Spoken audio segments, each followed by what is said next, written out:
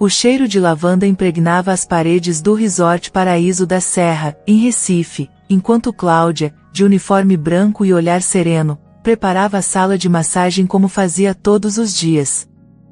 Seus movimentos eram leves, mas precisos. Quem a observasse de longe talvez não imaginasse o peso que aquela mulher carregava, mãe solo, vinda da várzea, sustentando o filho pequeno e o irmão adoentado com cada centavo que ganhava ali. Na recepção, uma conversa ríspida ecoava.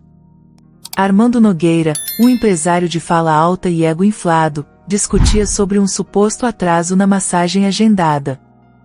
Cláudia, pontual como sempre, havia chamado pelo nome no horário exato, mas ele alegava que esperar 2 minutos era inadmissível para alguém do seu nível.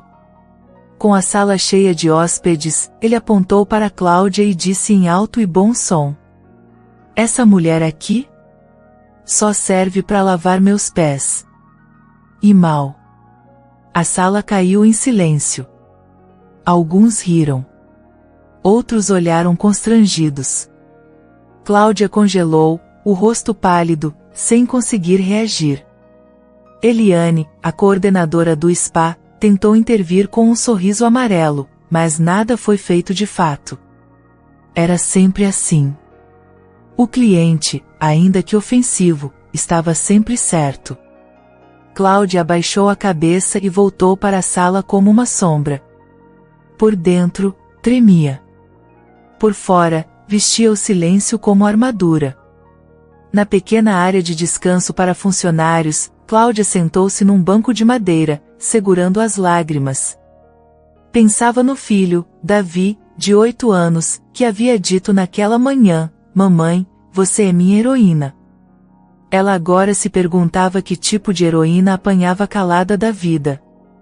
Respirou fundo, tentando resgatar alguma dignidade entre as feridas invisíveis. No fim do corredor, um homem alto, de cabelos escuros e olhar penetrante, caminhou em direção à recepção.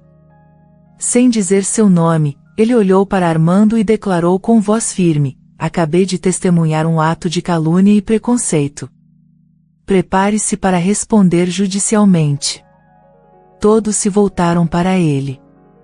Era Rodrigo Leal, embora ninguém ali ainda soubesse. Um homem discreto, que havia chegado ao resort 2 dias antes sob um nome diferente, andando com certa dificuldade no braço esquerdo. Cláudia o atenderá sem saber quem era, apenas o tratara como fazia com todos, com humanidade. A gerente, Luciana, apareceu às pressas, puxando Armando para um canto e tentando abafar o incidente. Rodrigo, ainda em silêncio, encarou Cláudia de longe e acenou sutilmente com a cabeça. Ela não entendeu, mas algo naquele gesto fez seu peito aquecer. Não era piedade. Era reconhecimento. Enquanto todos olhavam para Rodrigo, um hóspede murmurou: "Esse é Rodrigo Leal, o investidor que salvou 3 hotéis de falência." O burburinho começou. E Cláudia, sem saber, estava prestes a ter sua vida virada do avesso, não pela humilhação que sofrerá, mas pela gratidão que ela havia plantado sem perceber. Na manhã seguinte, o resort parecia respirar um ar mais tenso. A notícia da humilhação sofrida por Cláudia e da misteriosa defesa feita por um hóspede se espalhou como fogo em capim seco. Alguns funcionários cochichavam nos corredores, outros a evitavam por receio de envolvimento. Cláudia, porém, entrou para trabalhar como sempre, de cabeça erguida e passos firmes, embora o peito ainda ardesse de dor. Na sala da gerência, Luciana reunia os chefes de setores com urgência. Rodrigo Leal, agora revelado como o investidor bilionário que havia adquirido parte do resort meses antes, exigia providências imediatas. Eliane tremia. Armando Nogueira havia deixado o resort na madrugada, pressionado por ameaças jurídicas e por um olhar que carregava algo mais forte que raiva: justiça. Rodrigo exigiu um pedido de desculpas público a Cláudia, assinado por todos os envolvidos. Se não fosse feito, ele retiraria todo o investimento da rede, e deixaria claro os motivos à imprensa. Enquanto a tempestade se armava nos bastidores, Cláudia foi chamada à recepção. Lá, Rodrigo a aguardava, sentado com a postura impecável e um olhar que parecia atravessar a alma. Ela hesitou, mãos suadas. Mas ele se levantou, e com um leve sorriso, estendeu a mão. Cláudia, você se lembra de mim? Ela balançou a cabeça, confusa. Rodrigo ergueu o braço esquerdo, agora se movendo com leveza. Há uma semana, eu mal conseguia levantar esse braço. Os médicos diziam que era permanente. Você me tratou. Não perguntou meu nome.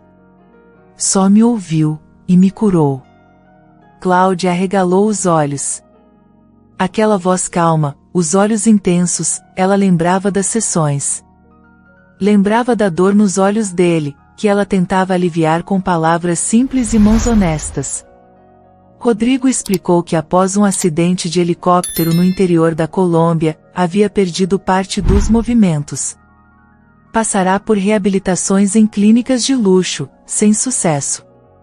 Mas foi em um quarto simples do resort, com Cláudia, que o milagre aconteceu. Você me deu algo que eu já havia perdido, esperança. Agora, quero dar algo em troca. Ele a convidou para almoçar em um restaurante próximo. O convite foi recusado com educação, mas Rodrigo insistiu, seria apenas uma conversa sobre futuro, não sobre negócios. Cláudia aceitou, ainda sem acreditar no que estava acontecendo. Na mesa do restaurante, ele foi direto. Estou montando um centro de terapias naturais e tratamentos humanizados aqui em Recife. E quero que você seja a alma dele. Como fundadora. Cláudia quase deixou o copo cair. Nunca, em seus 36 anos, alguém a tinha chamado de alma de algo. Sempre fora sombra. O rodapé. A mão invisível.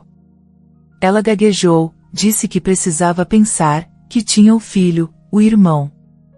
Rodrigo apenas sorriu. Eu entendo. Mas lembre-se, o mundo precisa de mãos como as suas.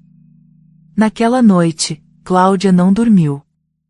E sem saber, o destino já escrevia com letras profundas a virada mais transformadora de sua vida. A casa de Cláudia era simples, mas aconchegante, no coração da várzea. As paredes tinham marcas do tempo, e os móveis contavam histórias de sacrifício. No fim da tarde, ela chegou com passos cansados, mas com a mente girando como redemoinho. Na mesa, Davi desenhava com lápis de cor. Sorriu ao vê-la. Júnior, o irmão mais novo, tossia no quarto, lutando contra uma infecção pulmonar persistente. Cláudia preparou o jantar com as palavras de Rodrigo ecoando na cabeça: você é a alma. Pensava no centro terapêutico, na proposta ousada, nos riscos. Aquilo parecia grande demais para alguém que sempre foi invisível. Durante o jantar, ela dividiu o assunto com Simone, sua vizinha e confidente. Eu. Coordenar um centro? Isso não é para mim, Simone. Cláudia, você passou a vida dizendo que não era para você. Talvez agora seja. E se for o seu momento? Davi interrompeu a conversa, segurando um desenho. Era uma mulher de jaleco sorrindo, cercada de crianças e idosos. No canto, ele escrevera: minha mãe ajuda todo mundo. Cláudia chorou em silêncio. No dia seguinte, ao chegar ao resort para mais um turno, foi surpreendida com um envelope. Eliane a observava de longe. Dentro do papel timbrado, estava o golpe. Cláudia seria afastada preventivamente por ter causado constrangimento a um hóspede valioso. Sua mão tremia. Ela mal conseguia respirar. Rodrigo chegou minutos depois, e ao ser informado, ordenou a demissão imediata de Eliane e Luciana, a gerente. Em frente a todos, rasgou o papel e disse: quem afasta uma heroína, se afasta da dignidade. Os colegas assistiram em silêncio. Cláudia ficou imóvel, como se o chão houvesse sumido sob seus pés. Rodrigo a levou até o estacionamento e abriu a porta de seu carro blindado. Vamos começar agora. Quero te mostrar o terreno onde tudo vai nascer. O lugar era encantador, uma antiga chácara nos arredores de Recife, com árvores centenárias e vista para um rio calmo. Rodrigo falava com paixão sobre o projeto: atendimento gratuito para pessoas humildes, uso de terapias integrativas, espaço para capacitação profissional. Cláudia ouvia sem piscar. Aqui, Cláudia, é onde sua história vai se multiplicar. Durante as semanas seguintes, Cláudia e Rodrigo visitaram ONGs, hospitais, abrigos e comunidades. Conversaram com mães viúvas, idosos abandonados, jovens em reabilitação. Cláudia ouvia tudo com o coração aberto. Em uma casa de apoio na periferia norte, uma senhora idosa com os olhos marejados chamou Cláudia de minha filha ao vê-la entrar. Era Irene. A mãe que a havia abandonado aos 7 anos. O reencontro foi arrebatador. Cláudia caiu de joelhos. As palavras sumiram. Irene, magra e frágil, chorava ao tocá-la. Eu rezei, para Deus me mostrar que você estava viva. E Ele me trouxe você. Naquele momento, Cláudia entendeu, o destino que Rodrigo oferecia não era apenas trabalho. Era redenção. Os dias seguintes foram um turbilhão. Após o reencontro com Irene, Cláudia mergulhou no novo projeto com uma força que nem sabia que tinha. O passado deixava cicatrizes, mas ela decidirá usá-las como fonte de cura. Rodrigo providenciou uma formação intensiva em São Paulo, onde Cláudia teve acesso a técnicas modernas de reabilitação física e emocional. Foi a primeira vez que ela andou de avião. A primeira vez que se hospedou em um hotel de luxo. Mas continuava dormindo com o terço de Davi embaixo do travesseiro. Ela voltou renovada. Os olhos mais vivos, as mãos mais firmes, o coração mais aberto. O centro, batizado de Espaço Vida Clara, começava a ganhar forma. A cada parede erguida, Cláudia pensava nas mãos humildes que ela queria alcançar. Rodrigo, como sempre, observava tudo de longe, dando suporte sem se impor. Na primeira reunião com a imprensa, Rodrigo apresentou Cláudia como a mente, o coração e as mãos por trás de tudo. Ela usava uma roupa simples, cabelos presos e olhos marejados. Foi aplaudida de pé. Armando Nogueira, o homem que a humilhou no resort, apareceu dias depois na porta do centro, com os olhos fundos e uma bengala. Havia sofrido um AVC leve. Disse que buscava a única pessoa que o corpo dele respeitava. Rodrigo não o expulsou. Cláudia ficou em choque ao vê-lo. Mas respirou fundo, caminhou até ele e o convidou a entrar. Durante a sessão, o silêncio reinou. Ao final, Armando chorou. Eu fui um idiota. Um covarde. Me perdoa, eu não via ninguém além de mim. Cláudia respondeu com doçura. Não é para mim que você deve pedir perdão. É para você mesmo. Só assim vai se curar. A notícia da reabilitação de Armando pelas mãos de Cláudia se espalhou como fogo na cidade. Programas de TV a convidaram. Influenciadores queriam gravar vídeos. Mas ela recusou tudo. Meu trabalho não é espetáculo. É semente. Davi começou a frequentar uma escola de tempo integral com bolsa integral. Júnior iniciou tratamento pulmonar com uma equipe especializada enviada por Rodrigo. Cláudia, pela primeira vez, dormia sem medo do amanhã.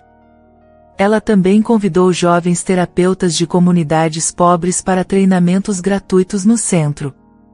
Um deles, Rafael, um ex-morador de rua, surpreendeu a todos com talento e empatia raros. Cláudia o abraçou após a primeira aula. você não é um aluno. É um multiplicador. Rodrigo, numa reunião, comentou. Pessoas como vocês, são os verdadeiros herdeiros do futuro. A inauguração oficial foi marcada para o mês seguinte. Cláudia, discreta, cuidava dos últimos detalhes. Cada lençol limpo, cada quadro na parede, cada planta no jardim tinha um significado. Era mais que um lugar. Era um renascimento. Na véspera da inauguração, Cláudia recebeu uma ligação do hospital.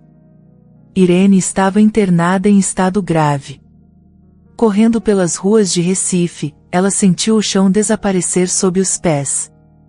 O passado chamava outra vez. O som da chuva fina caía sobre as telhas do Hospital Público de Recife quando Cláudia chegou, com o coração disparado. Irene, sua mãe, respirava com dificuldade, mas estava consciente. O reencontro havia sido curto, e o tempo agora parecia ainda mais cruel. Cláudia segurou sua mão, e por horas permaneceu ali, rezando em silêncio. Enquanto isso, no espaço Vida Clara, a movimentação da equipe não parava. Rafael coordenava os ajustes finais. Rodrigo acompanhava à distância. A comunidade estava em festa. Porém, nem todos comemoravam. Eliane, a ex-coordenadora do resort, reapareceu. Movia uma ação judicial contra a Cláudia e o centro, alegando roubo de clientes e dano à imagem. A notícia caiu como uma bomba no dia anterior à inauguração. Cláudia, esgotada emocionalmente, sentiu o golpe. A imprensa, sempre ávida por escândalos, começou a questionar a origem do projeto.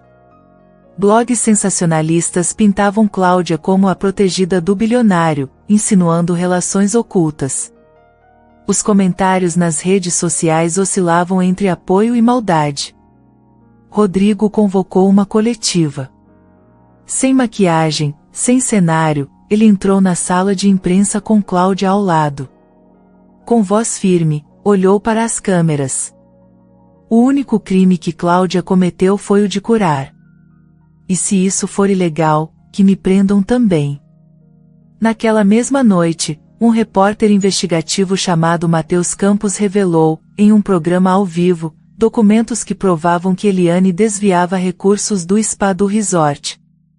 Com notas frias e pagamentos fantasmas, ela havia se enriquecido às custas de funcionárias como Cláudia.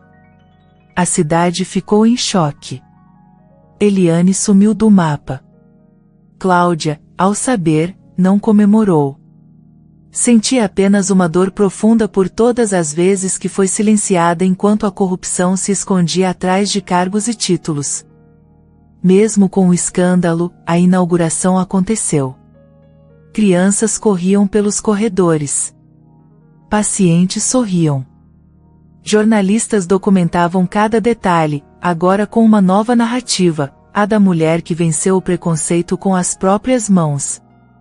No discurso de abertura, Cláudia não citou ninguém além de sua equipe e das famílias que passariam por ali.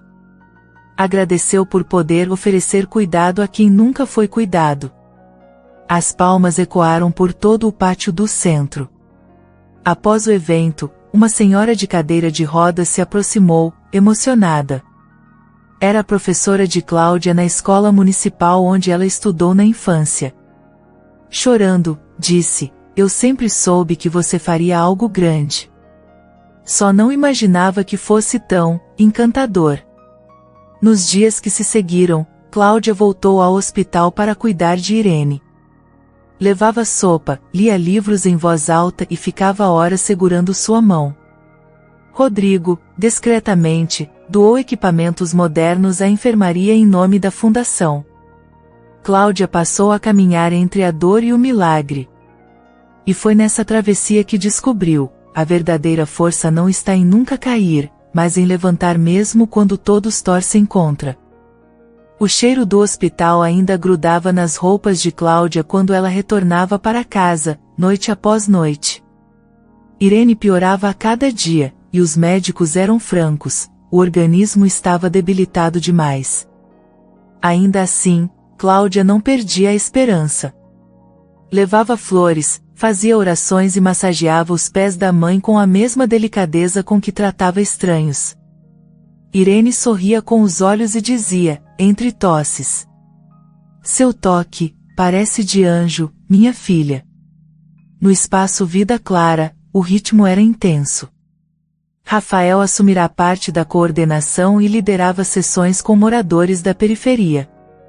Rodrigo, sempre discreto, evitava as câmeras, mas mantinha-se por perto, observando o florescer de um sonho coletivo. Em um sábado, Cláudia foi chamada com urgência ao hospital. Irene havia sofrido uma parada respiratória. Ao chegar, encontrou a mãe já entubada. A médica informou: "Ela tem poucas horas. Se quiser, pode se despedir." O mundo de Cláudia parou. Ela segurou a mão fria da mãe, chorando como há muito tempo não chorava. Por minutos, tudo foi silêncio. E então, com um fio de voz, Irene falou: "Eu nunca deixei de pensar em você. Te abandonei, mas nunca deixei de amar. Me perdoa?" Cláudia, entre soluços, beijou-lhe a testa. "Eu te perdoo, mãe. E te amo. Obrigada por me dar a vida." Irene sorriu e fechou os olhos. Seu coração parou com serenidade, como se tivesse esperado apenas aquele momento para partir. O enterro foi simples, mas cheio de emoção. Funcionários do centro, vizinhos e até pacientes apareceram com flores e cartazes de gratidão. Rodrigo enviou uma coroa com um bilhete: "Quem cura com amor, jamais parte em vão." Nos dias que se seguiram, Cláudia transformou sua dor em ação. Criou uma nova ala no centro, batizada de Ala Irene, dedicada ao acolhimento de mulheres abandonadas ou em situação de risco. Lá, as pacientes recebiam cuidados físicos, emocionais e profissionais. Uma das primeiras internas foi uma jovem de 19 anos, grávida, que dormia nas calçadas da Avenida Conde da Boa Vista. Em 2 meses, ela havia aprendido reflexologia, feito pré-natal e retomado o contato com a família. Cláudia a abraçou ao vê-la sorrir com o bebê no colo. Rodrigo visitava a ala sempre que podia. Nunca falava muito, mas observava cada gesto de Cláudia como quem contemplava uma obra de arte viva. Em uma dessas visitas, deixou uma carta sobre a mesa da coordenadora. Dentro, havia apenas uma frase escrita à mão: "Nunca se cura alguém sem ser curado junto." Cláudia segurou o papel contra o peito, sentindo uma lágrima escorrer. Ela havia perdido uma mãe, mas ganhará um mundo inteiro de filhos, irmãs, histórias. E agora, mais do que nunca, entendia que nem toda cura se vê. O tempo parecia correr em outra frequência dentro do espaço Vida Clara. Já não era apenas um centro terapêutico, era um santuário de recomeços. Em menos de um ano, 3 novas unidades haviam sido abertas: Olinda, Jaboatão e Caruaru. Cada uma delas levava a essência da primeira: acolhimento, cura e dignidade. E em todas, o nome de Cláudia era reverenciado como símbolo de esperança. Rafael agora era diretor de uma das unidades e organizava formações com ex-pacientes que haviam se tornado terapeutas. Simone, a vizinha de Cláudia, passou a atuar como assistente social. Até Davi, com apenas 9 anos, já dizia com orgulho: "Eu quero ser igual à minha mãe." Curar pessoas com as mãos. Durante uma cerimônia em Brasília, Cláudia foi homenageada com a Medalha Nacional de Inclusão e Direitos Humanos. Ao subir no palco, emocionada, ela disse: "Eu não sou especial. Eu só ouvi onde ninguém ouvia. Toquei onde ninguém tocava." Foi aplaudida de pé. Rodrigo a acompanhava de longe. Sempre discreto, recusou qualquer destaque, qualquer crédito. Seu nome nunca apareceu nos outdoors. Mas Cláudia sabia, sem ele, nada daquilo teria sido possível. Um mês após a premiação, Rodrigo marcou um encontro no centro. Estava vestido de forma simples, mas os olhos pareciam mais serenos que nunca. Estou indo embora, Cláudia. Vou passar um tempo na África, em uma missão humanitária com médicos voluntários. Ela sorriu, mesmo com os olhos umedecidos. Não tentou convencer. Apenas disse: Você não está indo embora. Só está levando nossa luz para outro canto.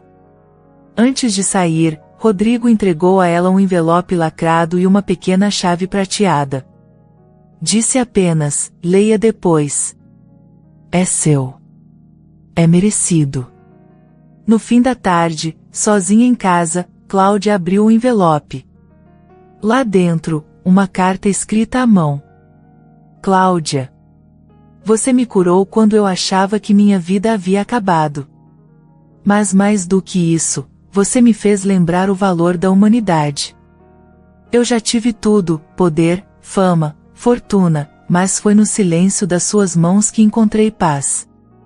Hoje, deixo com você este centro. Está legalmente em seu nome. A chave é da casa em Itamaracá. Um presente. Para você, Davi Júnior. Obrigado por me ensinar que o toque mais valioso é aquele que vem da alma. Rodrigo. Cláudia caiu de joelhos. Chorou, não de tristeza, mas de gratidão. Pela vida, pelos encontros, pelas dores que a moldaram, pelas mãos que a guiaram. Ela não mudou seu estilo. Continuou andando de ônibus quando podia. Atendendo pessoalmente casos urgentes. E mantendo sempre um quadro na recepção com a frase: seja a mão que alguém precisa segurar.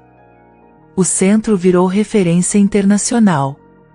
Mas Cláudia nunca se deixou levar pela fama. Porque ela sabia que as verdadeiras curas não são noticiadas. São sentidas. Silenciosas. E eternas. Ela nunca precisou que o mundo a visse como rica, bastava que continuasse tocando corações como o dela. Espero que tenha gostado da história de hoje. Se você gostou, inscreva-se no canal para não perder mais histórias como essa, deixe seu like e comente abaixo o que achou da história, e vou deixar mais uma história emocionante na tela final para você assistir. Até o próximo vídeo.